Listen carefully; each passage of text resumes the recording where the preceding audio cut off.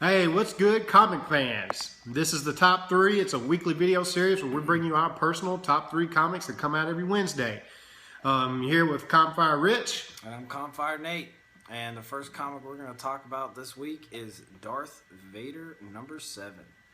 Now, me and Rich are both huge Star Wars fans, and when anything Star Wars related comes out that's comics and they say it's going to be canon, we're going to pick it up. We're going to read it. Now, whether or not it's good or not is a whole different thing, but we've already mentioned this before. Darth Vader and Star Wars by Jason Aaron are probably my two favorite Star Wars comics. Darth Vader is great because it gives you Vader's perspective. You know, what's going on with Vader in his mind. Again, this takes place between the end of the original New Hope and Empire Strikes Back. This is the timeline that it's filling in. And it's... I mean, it's getting crazy. The first thing I thought of, Nate showed me what we was going to be reading this week, and when I saw the cover, the first thing that came to mind was like, oh, those poor sand people. Because he's back on Tatooine. We know every time Anakin or Darth Vader ends up on Tatooine, he just makes the side trips like, I'm going to go kill some more sand people just for the heck of it. Yeah, he slaughters everybody. Like sand people for obvious reasons. And it doesn't happen in this comic, but that's the first thing that came to mind. I was like, man, those sand people about to get jacked up again. Yeah, I was thinking the same thing. I mean, after that, what was it? Was it the first? Yeah, it was the first issue. And he just was like, yeah, I'm just waiting here. I'm going to butcher like a whole tribe of sand people. It had nothing to do with the story. Nothing. It didn't go anywhere. There wasn't a mission. It was just like he had some downtime. So it was like, we go play video games. He runs and kills sand people. He's on Tatooine. And so, again, that's just showing his point of view. He is a ball of hate. You know, if hate is the way to the dark side, and he's fully engulfed in the dark side, dude's got hate. So he's still hating the sand people. And when he gets a chance, hey, there's a sand person. He's gonna kill him, and he's gonna mess him up. And he messed the whole village up. And I'm surprised we didn't see that in this episode. You know, a random sand person just walks up, and he's just like.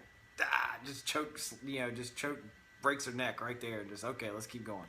Just straight face, not that you can see it, but just like that's just what I do. Just a reoccurring theme from the Vader comics. Every once in a while, they just bring out a sand person, he just chokes them and moves on. So. There wasn't a ton that happened in this issue. The story arc's kind of it's a setup for something else. So they're setting up the new story arc. You know, the first story arc is complete. I have a good feeling that from here on out, you probably won't see Vader and the Star Wars comics link up so much in this story arc. The original story arc let them kind of link together, so I feel like it will probably come back to that at some point here and there. But this was not. It didn't come out the same week as Star Wars. It seems like they're going to wait a couple weeks before they drop Star Wars #7. So I kind of feel like that's their way of saying, hey, listen. I mean, even if they posted it, which I haven't read, but let's say that's kind of their way of saying, hey. Darth Vader's now on its own story arc, and this is what's going to happen. And he basically goes back to Tatooine. He wants to find out, what happened with Boba Fett and Luke. And he's searching the area. He's getting a good vibe of what's going on. He already can tell that Luke is not well trained, very little trained at all. And after last episode of finding out who he is and that he's his son, I don't see anything else that's going to be dead set in his mind right now. So, he searches the place, he gets any clue he has about what's going on, and then they blow it up. Yeah.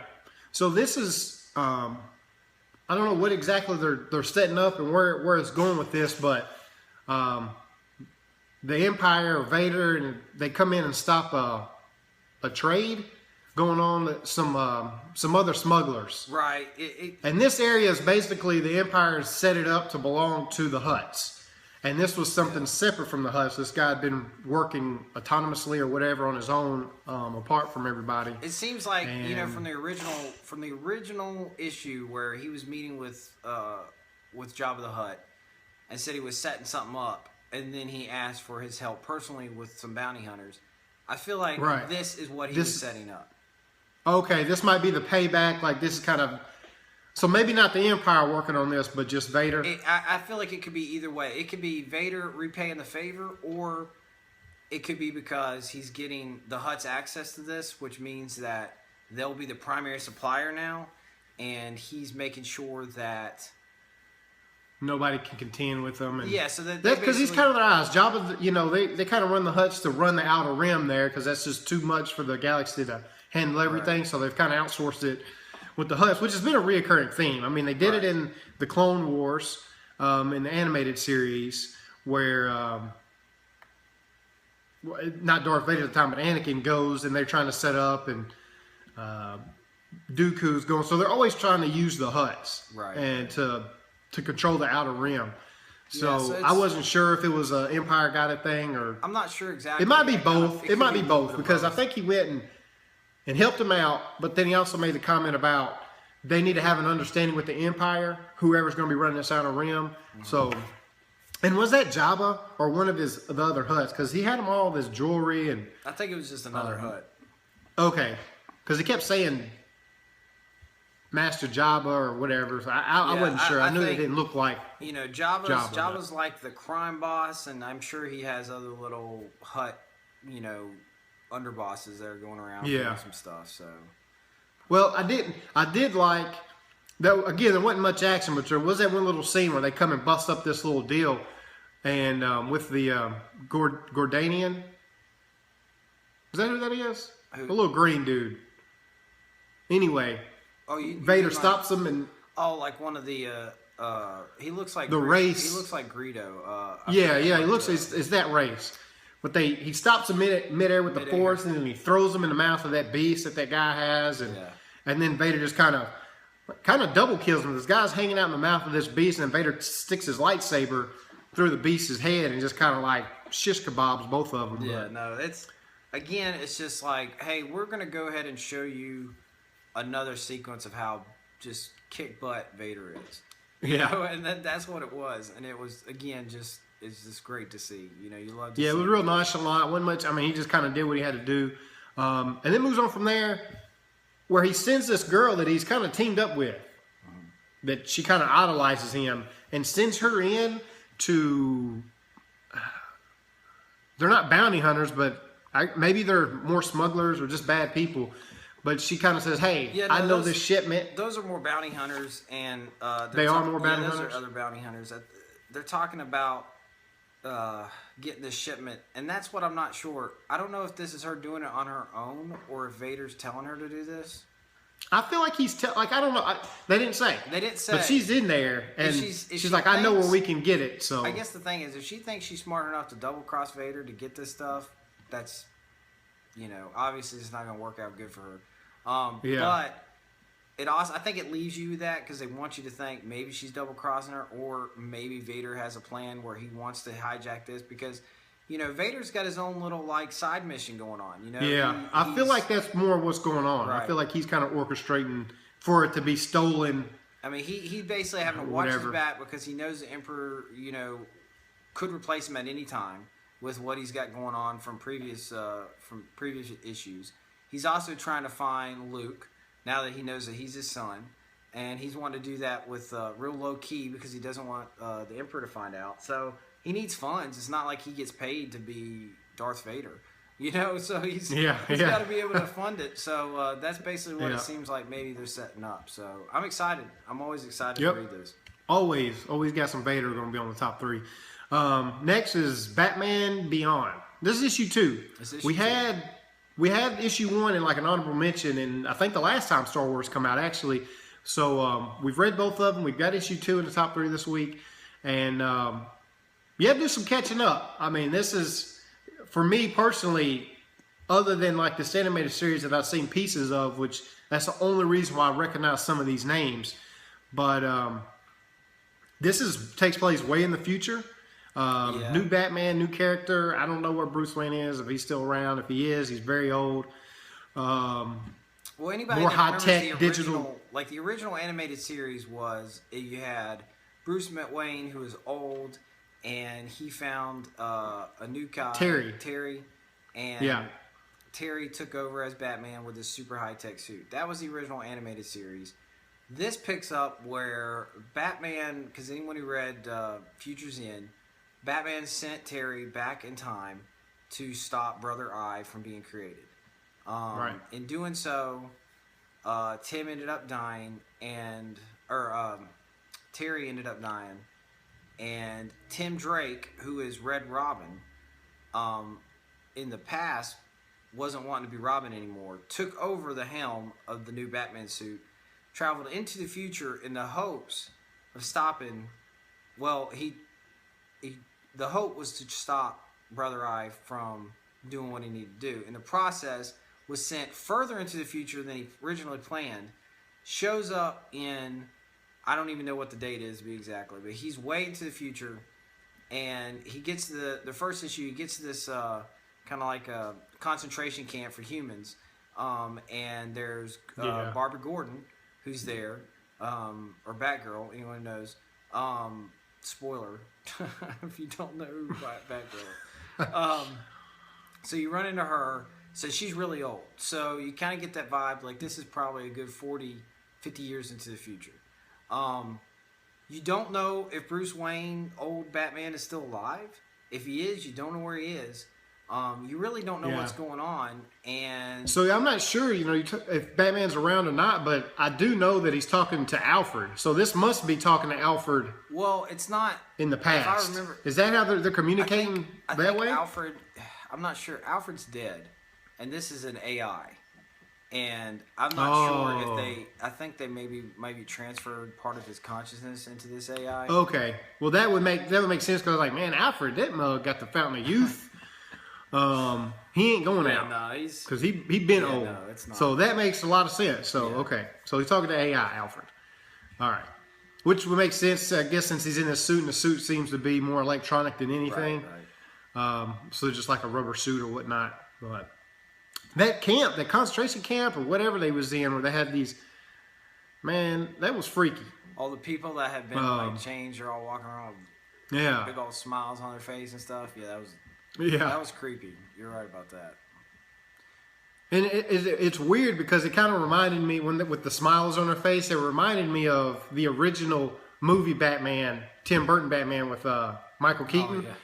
Because when those people were using those combination of hair products the Joker had used, they all had these like weird smiles on their face. It looks like that mixed with maybe like if you ever watched the Attack on Titan, the giant titans with their giant faces.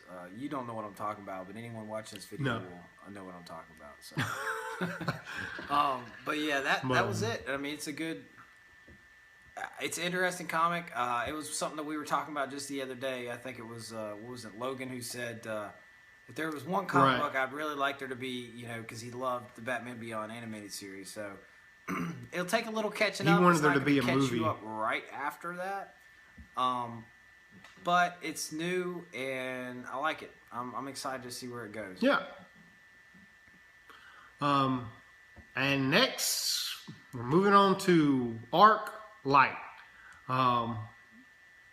Maybe it was a slow week this week in picking comics and stuff, so this was one that was like, oh, this might be interesting. We read, and I don't know what's going on. I don't know what's going on with this comic, Nate. I do know that the lady, which apparently is royalty, I thought at first that Arclight, what is she like? She's like a knight or a protector of this other person. I thought she was like the royalty. But apparently she's more of a knight, like a guard. Yeah. And I don't know what happened to my lady. I don't know what she got. She looks like Zer from Destiny. I don't know if anybody plays Destiny, but you know what I'm talking about. They got these squiggly things coming out of her face and coming out of her hands. I really... She does some kind of magic. I don't know. I had to read this comic 3 times. I don't know how you did. The first time I read it, I kind of sat there and scratched my head for a little bit because I heard a lot of buzz about this comic. I heard it being really interesting. So I wanted to try it out. I want to give it I try to give everything at least a good story arc before I decide one way or the other. Right. I started this. I read it through one time. I sat there for a minute and I said, either I missed something or I read this too fast. So I went back and read it a second time. A lot more things made sense the second time I read it. Basically, from what you're talking about, your person, the lady, she has her body is gone. So she's looking for her body. Okay, to put kind of like what she did with the little creature and the little squid-looking creature, the snake-looking thing into goose or right. chicken So or whatever. somehow her body's been taken away. Where it is, I don't know, but it kind of seems like at the end there, that her body has come back. So how this happened, no clue. Is there a way to get her back in there? Again, no clue. This issue doesn't give you answers as much as it gives you questions, and there's a lot of them. And some of them are just, I mean, you're trying to get a feel for it. I mean, it's a very kind of a fantasy / sci-fi kind of vibe to it, mixed in with like a little medieval, hierarchy going on. So you're not really sure. The art is interesting. I like the art. It's very. I think the art is almost maybe too good as far as like art looking for a comic, because it looks like something that should be like a like you could go to a museum and probably see like paintings that would look like this, because it doesn't look very, from what I've read so far, like comic booky type art. Yeah, it's definitely. It doesn't look like that. It's the art's kind of interesting. I mean, it's more artsy. Yeah, it looks like something you would. I mean, maybe that's the feel Artsy they're art, going that makes for. sense? I don't know. Again, this is just the first issue.